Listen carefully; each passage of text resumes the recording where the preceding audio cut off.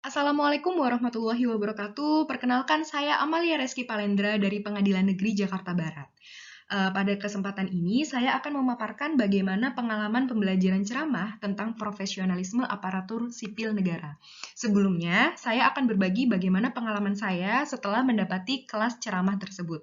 Yang pertama, sebagai seorang ASN, saya mendapati pelajaran baru, yaitu bagaimana pentingnya disiplin dalam menjalankan tugas. Terlihat dari bagaimana Widya Iswara sangat disiplin ketika memasuki materi, bahkan ketika mengisi materi, dan ketika sudah selesai materi. Mereka semua sangat disiplin dalam mengatur waktunya. Yang kedua, saya jadi mengetahui apa sih yang dimaksud dengan profesionalisme ASN dan apa saja poin-poin yang harus saya lakukan sebagai seorang ASN muda untuk menjadi seorang ASN yang profesional. Baiklah, yang pertama, sebenarnya apa sih profesionalisme ASN itu? Profesionalisme ASN adalah kemampuan ASN yang dianggap berbeda dalam menjalankan suatu pekerjaannya. Mengapa dianggap berbeda? Karena seorang ASN memiliki teknik dalam mengerjakan tugasnya yang berbeda dengan orang lain. Lalu dia memiliki strategi yang berbeda dan dia juga memiliki keyakinan yang berbeda dengan orang lain pada umumnya. Nah, lalu bagaimana sih seorang ASN itu dapat dikatakan menjadi seorang yang profesional? Yaitu ada 7 poin. Yang pertama, mereka harus mampu beradaptasi dengan segala situasi dan kondisi. Yang kedua, mereka memiliki karakter yang kuat. Hal ini penting agar mereka tahan terhadap godaan-godaan yang datang dari berbagai kalangan. Yang ketiga, memberikan jasa atau layanan sesuai dengan porsi tugasnya. Yang keempat, memberikan inovasi yang terbaru. Ini bertujuan untuk menciptakan inovasi-inovasi yang kemudian mengarah kepada budaya-budaya kerja yang lebih efektif dan efisien. Lalu ada bersikap positif, lalu ada memiliki kepercayaan diri yang tinggi, dan mampu berpikir kritis.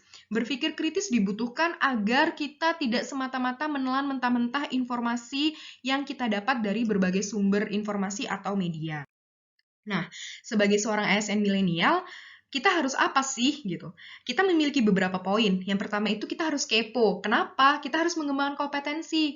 Mengembangkan kompetensi itu bisa dilakukan dengan berbagai cara. Yang pertama, ada mengikuti diklat, lalu ada mengikuti seminar, mengikuti pelatihan, dan masih banyak cara yang lainnya.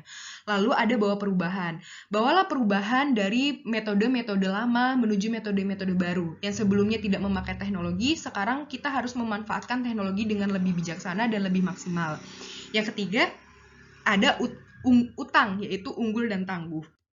Nah, lalu apa sih kaitan profesionalisme dengan agenda prioritas nasional 2020 hingga 2024? Ketika seorang ASN dikatakan profesional, maka setiap pekerjaannya adalah memuaskan masyarakat. Setiap pelayanan yang diberikan itu memuaskan masyarakat. Masyarakat senang dan masyarakat merasa terpenuhi oleh bantuan yang diberikan oleh ASN.